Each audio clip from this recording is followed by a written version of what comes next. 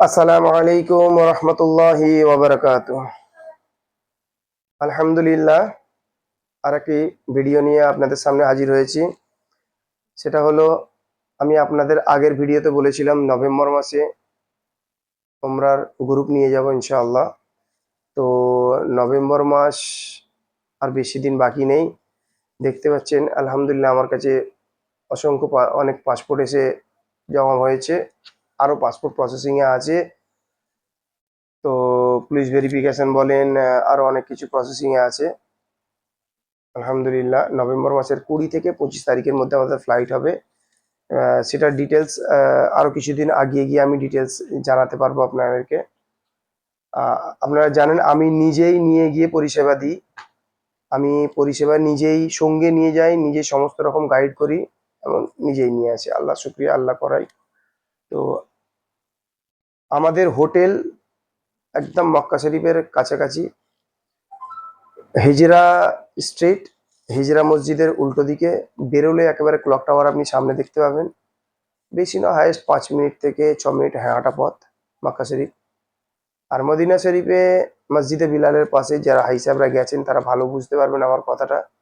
মসজিদের বিলালের পাশে একদম 1 থেকে 150 মিটার আর আমাদের পরিষেবা।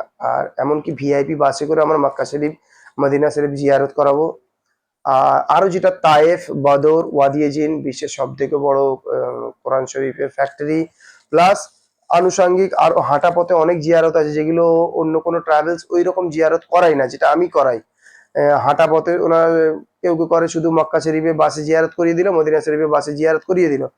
কিন্তু আমি যেটা করি সেটা হচ্ছে হাঁটা পথে, যেমন আইয়ামে জাহিলিয়াতের সময় মেয়েদেরকে জ্যান্ত কবর দিয়ে দিত সেই স্থান, প্লাস আমরা জানি খাদিজাতুল কুবরা ওনার মোবারক ঘর যেখানে ছিল, এমনকি সবাই আবু জেহেলের ঘর আর ওই পাশে জন্মস্থান সেগুলো জানে। কিন্তু উতবার এই আবু সুফিয়ান, হিন্দা এদের বাড়ি, প্লাস যেখান থেকে চাঁদ দ্বিখণ্ডিত করেছিল, প্লাস যেখানে ইসলামে প্রথম সারির 1200 সাহাবা ইসলাম কবুল করেছিলেন, সেই সব স্থান আমি দেখাই যেগুলো অনেকে জানে না। আল্লাহ আমাকে জানিয়েছে, যেমন হুজুর পাক যেই রাস্তা দিয়ে হাঁটতেন ওনাকে গায়ে নোংরা ফেলা হতো, ক্যাচড়া ফেলা হতো, সেই সব স্থান আলহামদুলিল্লাহ আমি সেগুলো নিয়ে যাই। আর আমাদের সমস্ত জিয়ারত বললাম ভিআইপি বাসে করে হবে। এরপরে আমাদের ঈদ বাদ গ্রুপ আছে, ঈদের 3 থেকে 4 দিন পরে একটা গ্রুপ আছে। সেই গ্রুপের জন্য অনেকজন আমার সঙ্গে যোগাযোগ করে রেখেছে।